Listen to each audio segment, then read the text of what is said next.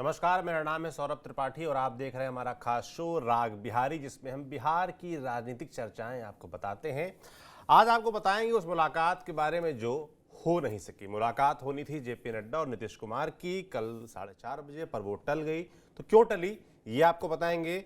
इसके अलावा क्या तेजस्वी यादव ने नीतीश कुमार के लिए अपनी पार्टी, अपने गठबंधन में आने के लिए रास्ते, सभी दरवाजे बंद कर दिए हैं, इसके बारे में चर्चा करेंगे। साथ ही बीजेपी विधायक ने आरजेडी को मुस्लिम पार्टी क्यों कहा और इससे क्या सियासत गर्मा गई है बिहार की, इस पर चर्चा करेंगे। और चर्चा करने के लिए रोज की तरह हमारे साथ होंगे हमारे वरिष्ठ साथी पंकज जी। पंकज जी, बहुत स्वागत है आपका। धन्यवाद, थैंक यू।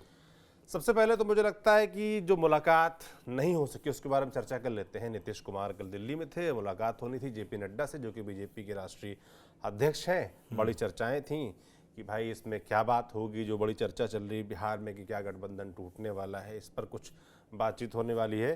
तो बातचीत क्यों नहीं हो सकी और क्या इसके मायने निकाले जाएं? देखिए, आपको ये बताएं कि दरअसल नीतीश कुमार अक्सर दिल्ली आते रहते हैं। वो एम्स में अपना चेकअप कराते हैं, आँखों का चेकअप कराते हैं। आपको याद होगा कि पिछली बार भी आए थे और पिछली बार भी ये कहा जा रहा था कि उनकी मुलाकात कांग्रेस के किसी नेता से नहीं हुई, लेकिन उसके बाद फिर खेल हो गया। तो इसलिए इस बार भी आरजेडी बहुत जोर जोर से कह रही है कि बीजेपी के किसी दिग्गज नेताओं से उनकी मुलाकात नहीं हुई। देखिए, ये नीतीश कुमार का जो दिल्ली का विजिट था वो बड़ा ऑल ऑफ सडन बना। मैं ऐसा इसलिए कह रहा हूं क्योंकि उनके कई करीबी प्रिंसिपल सेक्रेटरी छुट्टी पर हैं या उनके साथ नहीं हैं। आप जान लीजिए, वो दिल्ली आए तो संजय झा नहीं थे, ललन सिंह नहीं थे। ये दो बड़े नेता हैं जेडीयू के जो कि दिल्ली का कामकाज देखते हैं। कार्यकारी अध्यक्ष हैं संजय झा, ललन सिंह जो है केंद्र में मंत्री हैं। तो आप इस बात से समझ सकते हैं कि दोनों की जो भूमिका होती है वो बड़ी इंपॉर्टेंट हो जाती है। और नीतीश कुमार दिल्ली आते हैं और जेडीयू के ये दो बड़े नेता साथ में नहीं होते हैं, तो निश्चित तौर पर इसको लेकर के लोग हैरानी जता रहे हैं। लेकिन हकीकत ये है कि ये बहुत प्लान्ड विजिट नहीं था। अगर प्लान्ड विजिट होता तो निश्चित तौर पर इसकी तैयारी होती। आनंद फानन में बहुत तरह की बातें सामने आई कि प्रधानमंत्री से भी मिलेंगे, पर प्रधानमंत्री व्यस्त थे, व्यस्तता की वजह से मुलाकात नहीं हो पाई और ये एक औपचारिक मुलाकात होती, लेकिन ऐसा हो नहीं सका। जहां तक राष्ट्रीय अध्यक्ष बीजेपी का सवाल है, जेपी नड्डा, तो आपको बता दें कि जेपी नड्डा के पास इनको 4:30 बजे जाना था। पूरा एस्कॉर्ट लग गया था, तैयारी हो चुकी थी। इनके नीतीश कुमार के घर की सुरक्षा भी बढ़ा दी गई थी क्योंकि इस बात का अंदेशा था कि छात्र यहां पर आ सकते हैं। बीपीएससी एग्जाम को फिर से कराने को लेकर के पटना में छात्र आंदोलनरत हैं। अब ये मूवमेंट जो है सो एक तरीके से कह लीजिए राजनीतिक शक्ल अख्तियार कर चुका है। लेफ्ट के लोग, कल उन्होंने ट्रेनें रोकी थी, आरजेडी भी उसमें शामिल थी। तो माना यह जा रहा था कि जेएनयू से भी छात्र आ सकते हैं, अन्य विश्वविद्यालय से भी छात्र आ सकते हैं और नीतीश कुमार के खिलाफ प्रदर्शन कर सकते हैं। लेकिन ऐसा हुआ नहीं, पर सुरक्षा काफी ज्यादा बढ़ाई गई थी। 4:30 बजे मुलाकात तय थी, मैंने आपको बताया, प्रोटोकॉल लग गया था। लेकिन 4:35 पर नीतीश कुमार अपने घर से निकलते हैं और सीधे एयरपोर्ट के लिए रवाना हो जाते हैं। अब देखिए, एयरपोर्ट के लिए रवाना होने का मतलब साफ होता है कि जेपी नड्डा से उनकी मुलाकात नहीं होती है। और जेपी नड्डा के बारे में कहा जाता है कि दोनों नेता फोन पर बात कर लिए, ऐसा कहा जा रहा है। सवाल ये उठता है कि मुलाकात नहीं हुई, ठीक है, पर इसको लेकर के चर्चाएं बड़ी तेज हो जाती हैं। आरजेडी कटाक्ष करना शुरू कर देता है। आरजेडी बहुत तरह की बातें फैला रही है। आरजेडी खुल करके कह रही है कि दो नेता दिल्ली में, दो नेता पटना में बीजेपी द्वारा हाईजैक कर लिए गए हैं। यहां तक र्यूमर फैलाया जा रहा है कि नीतीश कुमार को हटा दिया जाएगा, मुख्यमंत्री कोई और बन जाएगा, उनके एमएलएस को तोड़ लिया जाएगा, उनके एमपीस को तोड़ लिया जाएगा। तरह तरह की बात सुनाई पड़ती है। लेकिन जहां तक आप मुझसे पूछेंगे तो मुझे इसकी संभावना दिखाई नहीं पड़ती। संभावना इसलिए दिखाई नहीं पड़ती है क्योंकि देखिए, जो जेडीयू का वोट है वो नीतीश कुमार का वोट है। इसलिए अगर कोई तोड़ भी लेते हैं तो वोट अपने साथ लेकर के जा नहीं पाएंगे। नीतीश कुमार ने ऐसा इंश्योर जरूर किया है कि अपना जो मतदाता है उसको अपने साथ ही जोड़ करके रखा है। इसलिए आप ये बात तय मानिए कि नीतीश कुमार मतलब जेडीयू और जेडीयू मतलब नीतीश कुमार। इसलिए इस तरह की बात करना ठीक है, एक र्यूमर फैलाया जाता है। और सबसे बड़ी बात यह है कि नीतीश कुमार पहले भी 2 बार इधर उधर हो चुके हैं, तो चूंकि वो 2 बार इधर उधर हो चुके हैं, इसलिए उनको लेकर के जब ये बात हवा में फैलती है तो लोगों को लगता है कि ये कौन सा आश्चर्यजनक बात है। लेकिन आप जरा सोचिए कि जिस तरीके से आरजेडी के बयान आ रहे हैं, उसके बाद जेडीयू का रिबटल आ रहा है। जेडीयू के प्रवक्ता ने कहा कि आरजेडी अपने पार्टी की चिंता करे, हमारी चिंता क्यों कर रही है आरजेडी। नीतीश कुमार के नेतृत्व में एनडीए चुनाव लड़ेगी, एनडीए पूरे तरीके से इंटैक्ट है। देखिए नीतीश कुमार कल शाम में पटना पहुंचते हैं, आज सुबह जो नए गवर्नर हैं उनका स्वागत करने पहुंचते हैं, और जो पुराने गवर्नर आर्लेकर साहब हैं उनको विदाई देने भी पहुंचते हैं। तो नीतीश कुमार की दोनों से मुलाकात होती है। फिर आप देख लीजिए, नवीन कुमार सिन्हा बीजेपी के बड़े नेता होते थे, पटना से चुनाव जीतते थे, उनके सुपुत्र नितिन नवीन अभी मंत्री भी हैं, तो उनके घर भी जाते हैं और जो नवीन कुमार सिन्हा है उनके मूर्ति पर माल्यार्पण भी करते हैं, पुष्पांजलि भी अर्पित करते हैं। तो आप समझ लीजिए ये सारी प्रक्रिया चल रही है। पर एक बात सौरभ, जो निश्चित तौर पर चर्चा का विषय नीतीश कुमार हमेशा इसलिए रहते हैं क्योंकि नीतीश कुमार क्या करेंगे इसको लेकर के पुख्ता तौर पर कभी कोई कुछ कह नहीं सकता है। वो 2 दिन पहले तक बड़ा नॉर्मल रिएक्ट करते हैं और उसके बाद अचानक फैसले लेते हैं। इसलिए नीतीश कुमार फिर से उधर चले जाएं तो ये भी बहुत हैरान करने वाली बात नहीं होगी, क्योंकि पहले ऐसा कर चुके हैं। और नीतीश कुमार बार बार कह रहे हो कि 2 बार हम गलती कर चुके हैं, अब ऐसा नहीं करेंगे। अभी हाल फिलहाल में उन्होंने शिवहर में कहा है, मोतिहारी में कहा है, लेकिन इस बात की भी विश्वसनीयता उस तरीके से रह नहीं गई। पर यह जरूर है कि नीतीश जिधर रहते हैं उसका पलड़ा भारी रहता है, यह सच बात है। तो इसलिए नीतीश को लेकर के, नीतीश बिहार के वो हॉट केक हैं जिनको सब कहते हैं ना अपनी तरफ लाना चाहता है। सब समझता है कि ये हमारी तरफ हुए तो हमारी विजय सुनिश्चित हो जाएगी। इसलिए जिस तरह का बयान आरजेडी के तरफ से आ रहा है, मुझे नहीं लगता कि पॉलिटिकल इंडिकेशंस उस तरह के हैं जिसके मतलब ये निकाले जाने चाहिए कि नीतीश उधर जा सकते हैं। लेकिन नीतीश क्या करेंगे ये नीतीश को ही मालूम है। पर एक बात इतना जरूर है कि नीतीश कुमार दिल्ली आए और बीजेपी के बड़े नेताओं से उनकी मुलाकात नहीं हो तो यह चर्चा का विषय तो हो ही जाए। बिल्कुल, सवाल तो उठेंगे ही और सवाल हम भी उठा रहे हैं। सवाल ये भी उठता है कि आपने कहा कि नीतीश कुमार बिहार की राजनीति में हॉटकेक हो गए और हर कोई चाहता है कि वो उनके साथ हो, मगर चर्चा ये भी है कि तेजस्वी यादव ने अब रास्ते बंद कर दिए हैं। क्या ऐसा है? देखिए, तेजस्वी यादव खुल करके कह रहे हैं कि नीतीश कुमार को अपने साथ लेना मतलब कुल्हाड़ी पे पैर मारना। पैर पे कुल्हाड़ी मारना नहीं, कुल्हाड़ी पे पैर मारना। तो आप समझ लीजिए कि इतना हार्ड हिटिंग स्टेटमेंट दे रहे हैं। जबकि कुछ दिन पहले उन्हीं की पार्टी के भाई वीरेंद्र कहते हैं कि आ जाइए हमारे तरफ, आपका स्वागत है। तो आप समझ लीजिए कि आरजेडी में किस तरह की बात चल रही है। मैं ये मानता हूं कि कई बार जब अंगूर मिल नहीं रहा होता है तो अंगूर खट्टा है ये कह दिया जाता है। और इस तरह की बात बीजेपी नीतीश कुमार के लिए बीजेपी भी तब किया करती थी जब नीतीश कुमार आरजेडी के साथ थे। याद करिए अमित शाह ने अपने भाषण में क्या कहा था। अगर आपको याद हो, अमित शाह सीमांचल गए थे और उन्होंने भाषण में किस तरह की बातें कही थी, और फिर जब नीतीश कुमार इधर आना चाहे तो किस तरीके से नीतीश कुमार का वेलकम किया गया, जबकि बिहार प्रदेश इकाई बिल्कुल नीतीश कुमार को अपने पक्ष में नहीं चाहती थी। लेकिन बीजेपी ने यह फैसला किया। तो आप देख लीजिए, लोकसभा चुनाव में बीजेपी की सरकार बनी है तो नीतीश कुमार उसके घटक दल हैं और बड़े घटक दल हैं। तो आप समझ लीजिए कि नीतीश कुमार किस तरीके से इंपॉर्टेंट है। मुझे लगता है कि ये आरजेडी जो बात कर रही है उसका सिर्फ 2 मतलब निकलता है। एक मतलब तो ये निकलता है कि जेडीयू के तरफ से कोई आरजेडी के तरफ जाने को तैयार नहीं। अगर जाने को तैयार होता तो कम से कम तेजस्वी यादव उन 4 बड़े नेताओं को अटैक नहीं करते जो कि नीतीश कुमार के करीबी सिपा सलार बताए जाते हैं। चाहे वो संजय झा हो, चाहे राजीव रंजन सिंह उर्फ ललन सिंह हो, चाहे अशोक चौधरी हो, चाहे विजय चौधरी हो। क्योंकि आप याद करिए तेजस्वी यादव कहते क्या है। तेजस्वी यादव कहते हैं कि 2 दिल्ली में और 2 पटना में, 2 चार ऐसे नेता हैं जो कि पूरे तरीके से बीजेपी के खेमे में जा चुके हैं और वो नीतीश कुमार को बरगला रहे हैं।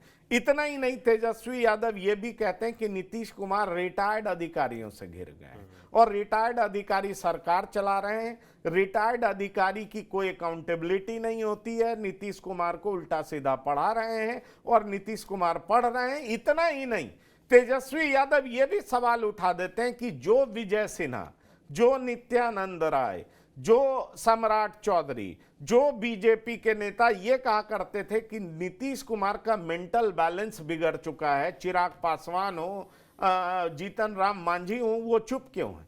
अब क्या नीतीश कुमार का मेंटल बैलेंस सही है? तो ये मानसिक स्थिति पर भी सवाल उठाया जा रहा है। भले ही दूसरे के कंधे पर बंदूक रख करके सवाल उठाया जा रहा है, लेकिन ये सवाल उठाया जा रहा है। अब आप समझिए कि इसका बड़ा साफ मतलब है कि आरजेडी से उस तरह की बात नहीं हो रही है। ये बात बिल्कुल, अगर ऐसी बात होती तो कम से कम बड़े नेता, टॉप लीडर जो कि तेजस्वी यादव है, इफेक्टिवली टॉप लीडर वही है। पिता अभी हैं, लेकिन पिता पॉलिटिक्स में उतने एक्टिव नहीं है। सब कुछ, ऑलमोस्ट सब कुछ तेजस्वी यादव के हाथों में सौंप दिया गया। अब तेजस्वी यादव के मुंह से इस तरह की बात आ रही है तो निश्चित तौर पर यह हैरान करने वाली जरूर है। और इसका इंडिकेशन मैं ये मानता हूं कि जेडीयू अभी उनसे कोई कांटेक्ट नहीं की है या किसी तरह की बात नहीं चल रही। वैसे कई बार राजनीति में दिखाने के लिए बोला कुछ और जाता है और किया कुछ और जाता है, लेकिन मुझे लगता है कि आरजेडी के तरफ से अगर कोई बात करेगा तो बात करेगा कौन? तेजस्वी ही करेंगे ना, और कौन बात करेंगे? या लालू प्रसाद बात करेंगे। लालू प्रसाद भी करेंगे तो तेजस्वी को मालूम होगा, और तेजस्वी भी करेंगे तो लालू प्रसाद को मालूम होगा। तो ऐसे में अगर इस तरह की कोई भी बात पर्दे के पीछे चल रही होती तो कम से कम तेजस्वी यादव नीतीश कुमार को लेकर के इस तरह का स्टेटमेंट नहीं देते, उससे बच रहे होते। इसलिए मैं ये मानता हूं कि इस तरह की कोई बात चल नहीं रही है। ये कहने का साफ मतलब है कि अब आरजेडी समझ चुकी है कि उसको अकेले हेड ऑन लेना है। किनको? तो नीतीश कुमार को। अब ये बात और है कि आने वाले दिनों में नीतीश कुमार का हृदय परिवर्तन हो जाए और नीतीश कुमार इस तरह का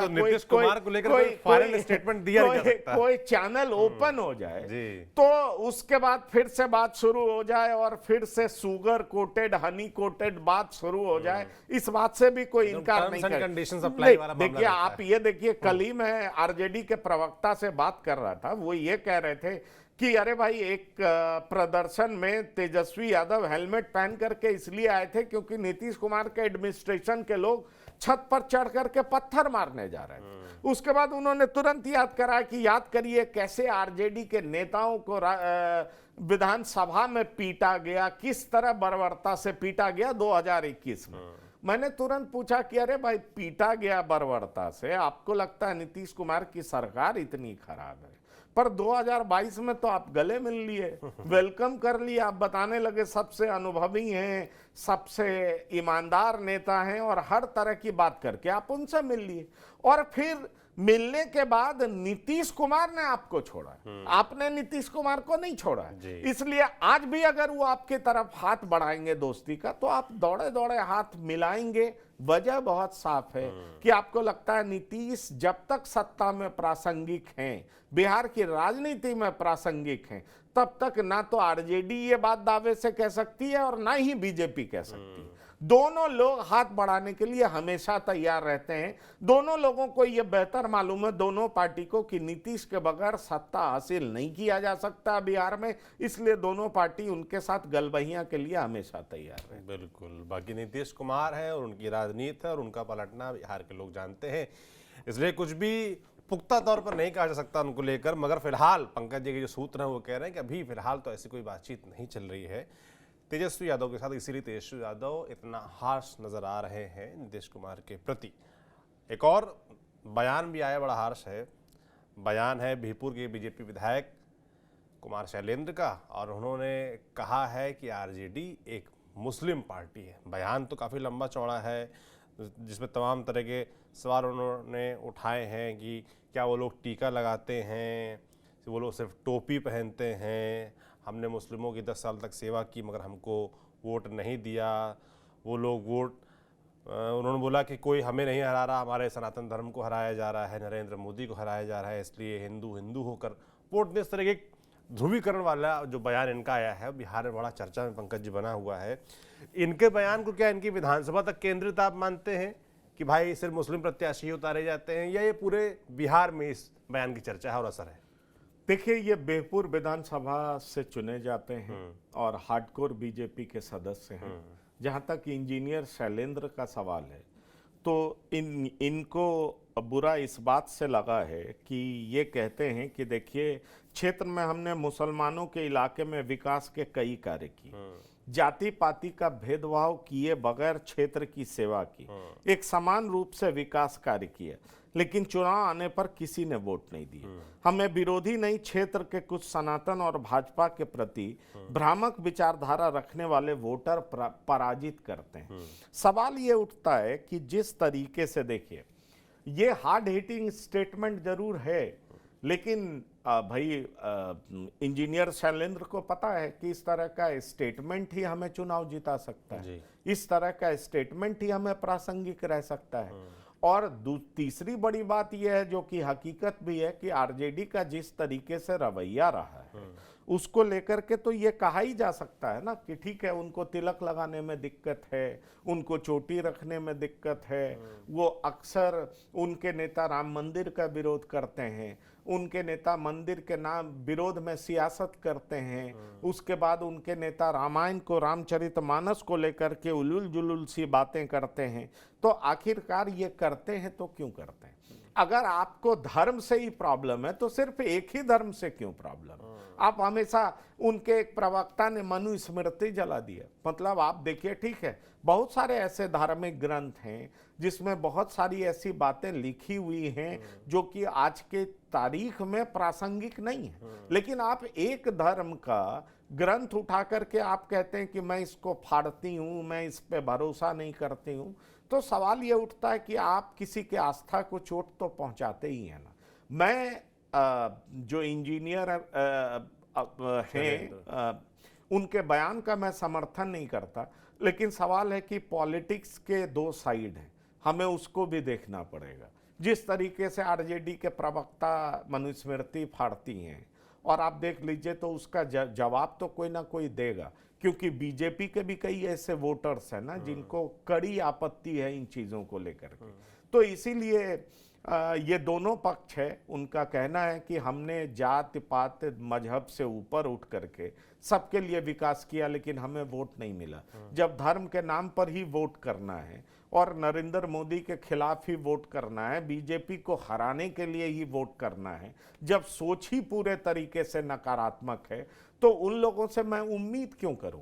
और आपको याद होगा कि इसकी चर्चा लोकसभा चुनाव के परिणाम के दरमियान भी हुई थी कि यूपी में बहुत सारे ऐसे जगह थे जहां पर कई घर दिए गए, कई सड़क की व्यवस्था की गई, शौचालय दिया गया, तमाम जो वेलफेयर स्कीम्स हैं उसके तहत लोगों को बहुत सारी चीजें मुहैया कराई गई। उसमें कोई जाति पाति और मजहब नहीं देखा गया। और जब ये देखा गया कि इतना घर मिला है इस गांव में, इतना शौचालय मिला है इस गांव में, ये इतना प्रधानमंत्री आरोग्य योजना के तहत आयुष्मान कार्ड मिला है लोगों को, उसके बाद आप ये देखिए किसानों को पैसे मिले हैं, और उसके बाद जितनी संख्या थी सोशल वेलफेयर स्कीम्स को अवेल करने वालों की, उसकी तुलना में कहीं कम वोट मिले थे। मतलब कुछ नंबर्स पे, उंगली पे गिने जाने वाले वोट मिले थे। तो उस गांव की भी चर्चा हुई थी कि आखिरकार ये वोट दिया किस लिए गया है, क्या ये डेवलपमेंट के नाम पर दिया गया है? तो नहीं, ये दिया गया है मजहब के आधार पर दिया गया है। उसको वोट जिहाद का नाम दिया गया कि भाई वोट जिहाद करना है। देखिए, ये वोट जिहाद का मसला महाराष्ट्र में भी उठा।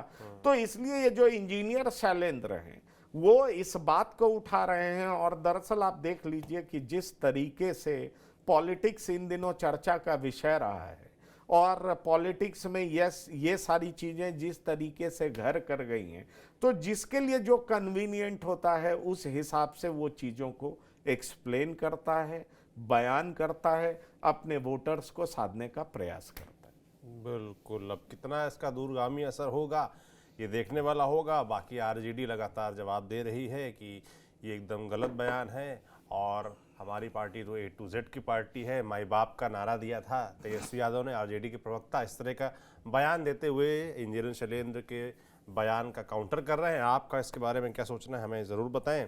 बाकी बिहार है और बिहार की राजनीति है, लगातार अपडेट्स आते रहते हैं। नीतीश कुमार को जेपी नड्डा से मिलना था पर नहीं मिल पाए, क्या कारण रहे और क्या तेजस्वी यादव ने दरवाजे बंद कर दिए नीतीश कुमार के लिए, इस पर हमने चर्चा की। हालांकि ये भी कहना मुश्किल होगा कि दरवाजे पूरी तरीके से बंद कर दिए हैं। बाकी भविष्य में क्या होता है बिहार पर हमारी नज़र बनी रहेगी और जो भी चर्चाएं होती हैं राजनीतिक आप तक हम यूँ ही पहुँचाते रहेंगे। आप देखते रहिए TV9 डिजिटल। शुक्रिया।